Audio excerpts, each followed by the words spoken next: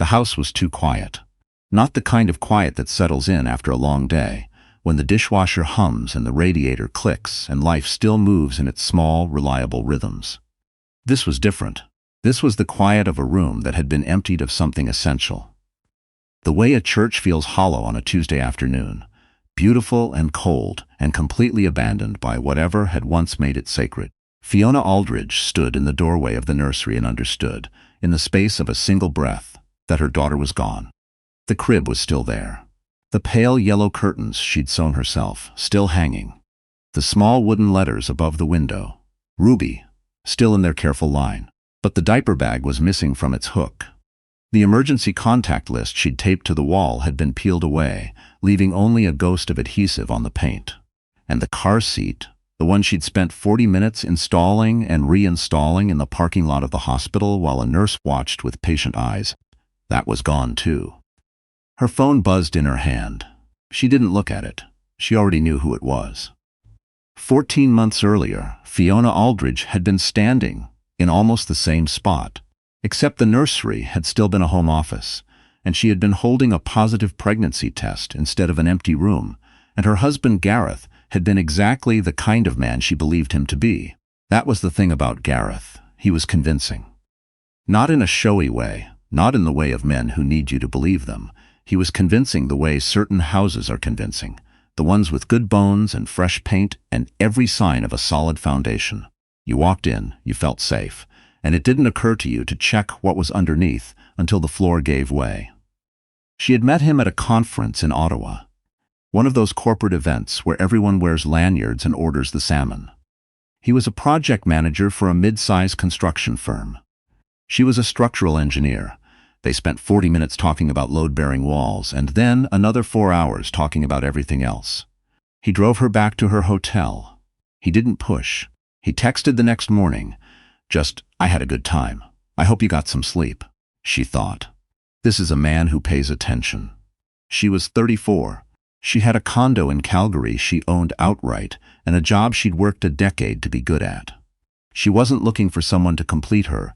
She was just looking for someone who fit alongside what she'd already built. For 2 years, Gareth fit perfectly. They moved in together after 11 months. Got married in a small ceremony at her mother's property in the Okanagan.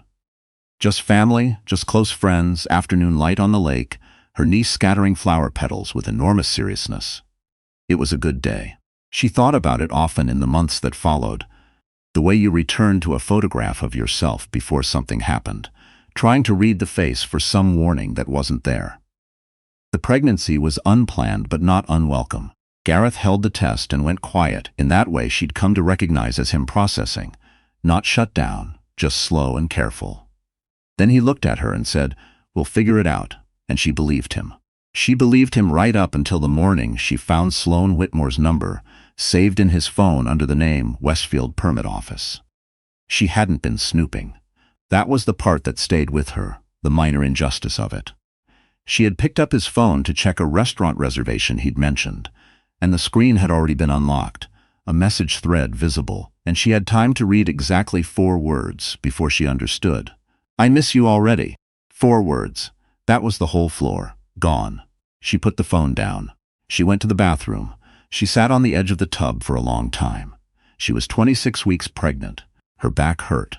Outside, the neighbor's dog was barking at something in the alley, slow and rhythmic, and she listened to it the way you fixate on a small, irrelevant thing when your mind is refusing to process the large, relevant one. When Gareth came in to ask if she wanted coffee, she looked at him and said nothing. He frowned. He said her name. She handed him his phone. He went through the stages quickly. She'd learn later. This meant he had already rehearsed for this moment, which told her more than the messages had. Surprise, then a kind of careful stillness, then, "It's not what you think." She asked him what he thought she thought. He didn't have an answer for that. Later that night, after he'd slept on the couch, and she'd lain awake in their bed, listening to the city sounds outside, she catalogued what she knew. She was a structural engineer. She made her living understanding how things hold together under pressure and how they fail. She had missed something fundamental, and the question now was not how to be angry. She knew how to be angry. She was already there.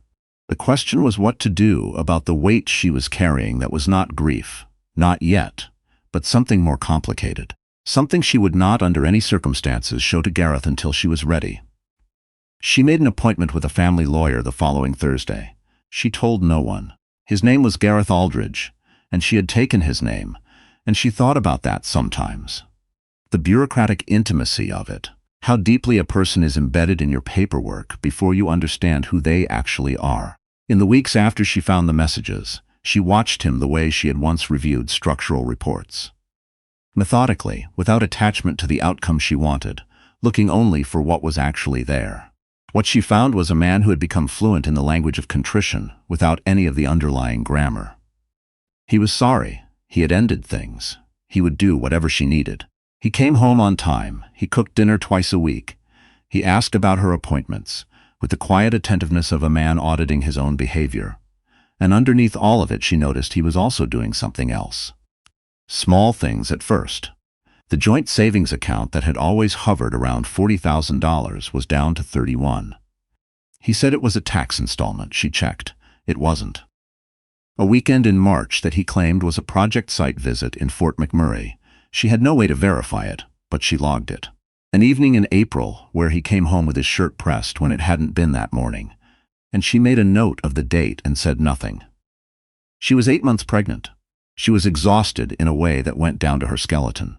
She had clients calling about a delayed permit and a junior engineer who was making elementary errors on her team and an ache in her lower back that no pillow arrangement could fix. She did not have the luxury of falling apart. So she did what she had always done under load. She distributed the weight, quietly, without making a fuss, and she kept moving. Sloan Whitmore, she learned, through means she was not proud of and would not apologize for, was 29 years old. She worked in commercial real estate. She had a sleek Instagram full of restaurant openings and weekend hiking photos and captions about authenticity. She had met Gareth 18 months ago. She was still meeting him. Fiona found this out on a Wednesday afternoon in late April, sitting in her car in the parkade under her office building, eating a granola bar she didn't taste, reading a message that had forwarded itself to a secondary account she'd set up for exactly this purpose. She sat with it for a moment. Then she finished the granola bar. Then she drove home. That night she called her older sister, Harriet, and told her everything. Harriet was the kind of person who did not say "I told you so" even when she was thinking it loudly. She listened. She asked 3 precise questions, and then she said, "What do you need?" Fiona told her. Ruby arrived 6 weeks later, early by 11 days and loudly, at 4:47 in the morning. Fiona had been awake for 19 hours by the time the doctor placed her daughter on her chest. The room smelled of antiseptic and something beneath it, something warm and ancient, and Ruby was furious and blinking and impossibly small, and Fiona looked at her and thought, "I will not let anything hurt you." Gareth arrived at the hospital 2 hours after the birth. He had been unreachable during labor. He said his phone had died. He was flushed in a way that was not, she understood, from rushing. He held Ruby for 6 minutes by the clock on the wall. She counted, and then set her gently back in the bassinet and scrolled his phone while Fiona lay in the hospital bed and watched him and made a decision. She did not make a scene. She thanked the nurses. She asked intelligent questions about feeding schedules and discharge paperwork. When Gareth offered to bring the car around, she said yes, because she needed him to leave the room for 15 minutes. And while he was gone, she called her lawyer, Margot Chu, and said, "I'm ready to move." Margot had been preparing for this call. She said, "I'll file the preservation order on the accounts by end of day. Don't transfer anything yourself. Just document." Fiona documented. She had been documenting for 4 months. The weeks after coming home from the hospital had their own strange texture. The sleeplessness, the surreal domesticity of it, the way time collapsed and expanded simultaneously. Ruby slept in short bursts. Fiona slept when she could. Gareth made noises about doing his share, and occasionally got up for the 2 a.m. feed. But she had stopped relying on him for anything she could not afford to lose. He was, she had come to understand, a man who performed commitment in exactly the doses required to maintain the appearance of it. He was not going to change. He was waiting for her to either accept this or not, and in the meantime he was continuing to do what he wanted, and he believed. She was certain of this, that she would not actually leave. He thought she needed him too much. He thought the baby, the mortgage, the shared life they had constructed would hold her. He didn't know about Margot. He didn't know about the account she had opened in her name only, through a bank he wasn't familiar with, into which she had been redirecting a portion of her freelance income for the past 3 months. He didn't know that her sister Harriet had a spare room and had already bought a crib. He didn't know that she had spent 12 years building things that were meant to last under pressure, and that she understood, better than almost anyone, the difference between a structure that was sound and one that had been hiding its failures for a very long time. The morning she left, Ruby was 6 weeks old. Gareth had come home at 4 a.m., the second time in a month. She had heard the door and lain still, listening to him move through the kitchen, the particular quality of his silence that told her he'd been drinking just enough to feel invincible. He was asleep by 4:20. She was dressed and packed and gone by 5:45. She didn't slam the door. She pulled it quietly closed behind her, stood for a moment on the front step in the early light, Ruby strapped to her chest and a duffel bag over her shoulder, and breathed in the cold Calgary morning, that particular April cold that can't decide yet if winter is finished. And then she walked to the car.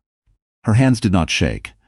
Gareth's discovery of her absence happened at 8:13 a.m. when he woke and found the house empty. She knew this because he called her 14 times between 8:13 and 9. She did not answer. He then sent 6 text messages, the arc of which moved with almost comic predictability from concern to confusion to anger to something that tried to be contrition and landed, instead, as threat. The last message read, "You can't just take her. She's my daughter too. I'll call a lawyer." She forwarded it to Margot. Margot called back within the hour. "Good," she said simply, and Fiona could hear the particular satisfaction in it of someone who had been waiting for exactly this piece of paper. He just made things considerably easier.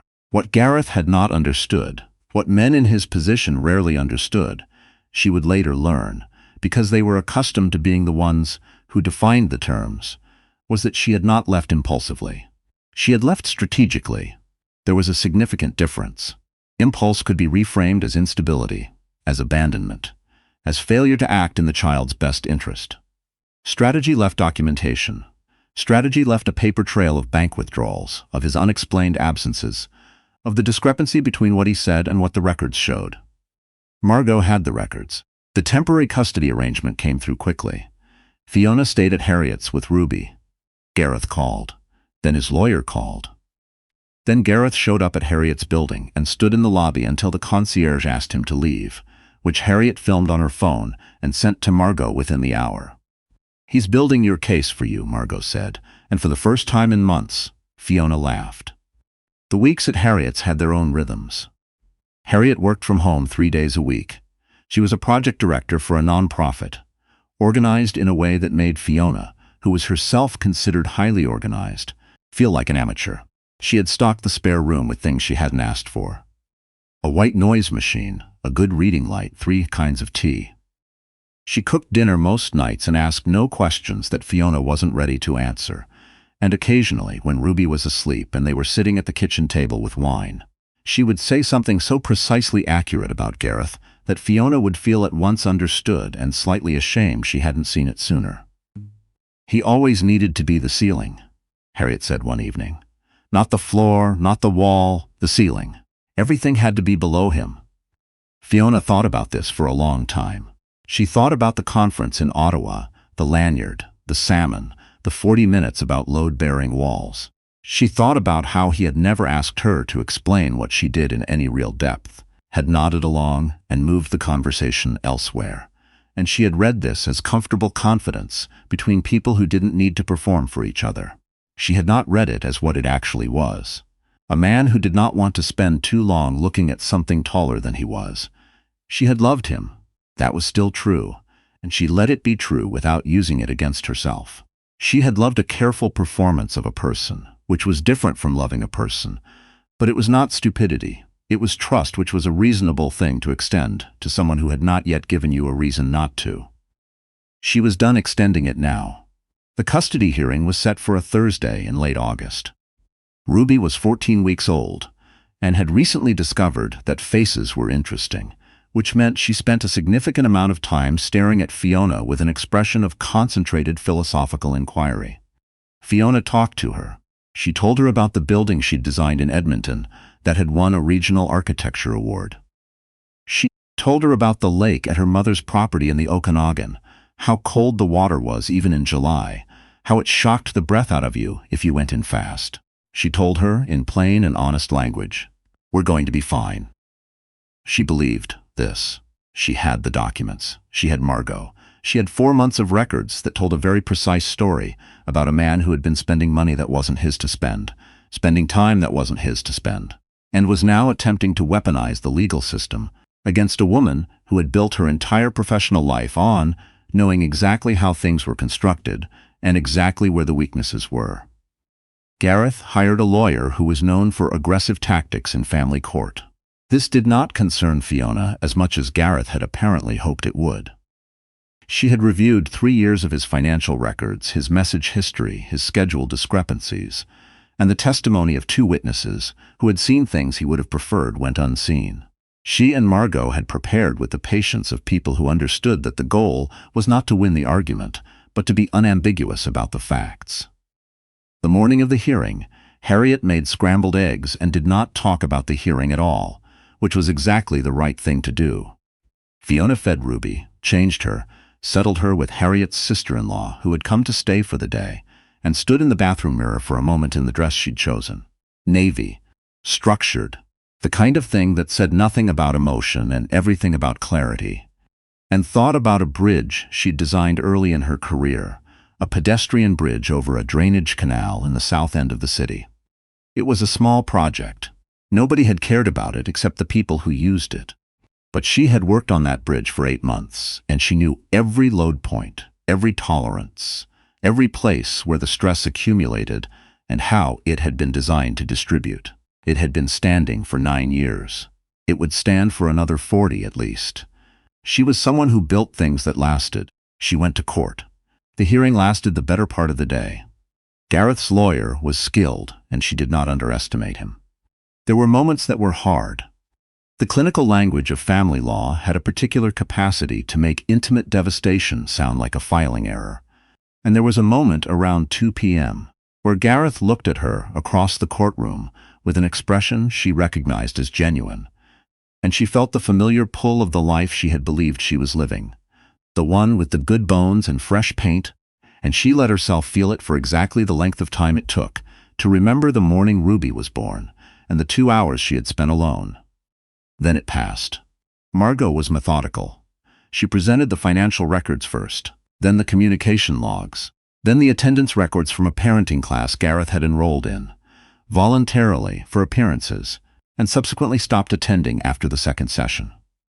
Then the testimony of Harriet, who was calm and factual and entirely devastating. The judge asked Gareth's lawyer several questions. Then she asked Gareth a question directly, and the silence that followed his answer was the specific silence of a room understanding something together. The final order gave Fiona primary custody. Gareth received scheduled access, supervised initially, with a review at 6 months contingent on his participation in a co-parenting program. The matrimonial home was to be assessed and the division of assets calculated on the basis of the financial records, which were, Margot said quietly as they walked out, going to be clarifying for everyone involved. In the parking lot, Fiona sat in her car for a moment, not crying, just sitting. The afternoon light came through the windshield, at a low angle the way it does in August in Calgary, golden and slightly exhausted feeling, and she thought about the nursery at Harriet's, the temporary one, with the crib Harriet had bought, and the small mobile she'd found at a consignment shop. Pastel stars, turning slow. She thought about the apartment she'd already put a deposit on, a corner unit on the 8th floor with east-facing windows, empty and quiet and entirely hers. She started the car. Harriet was waiting with Ruby when she got home. Harriet looked at her face and asked nothing. She just handed her daughter over, and Fiona held the warm, solid, real weight of her, and Ruby looked up with her expression of concentrated philosophical inquiry, and Fiona said, very quietly, "Okay, my love, here's what happens next." She told her about the apartment, the east-facing windows, the way the light would come in the mornings. She told her about the city, the river valley, the path along the river where you could walk for miles in the summer and feel, for long stretches, like the noise of everything had stepped back to give you room. She told her about the Okanagan, the lake, the cold water, the particular gold of the light there in September when the season was just beginning to turn. She told her, the ground is solid, we built it ourselves, and we are not done building.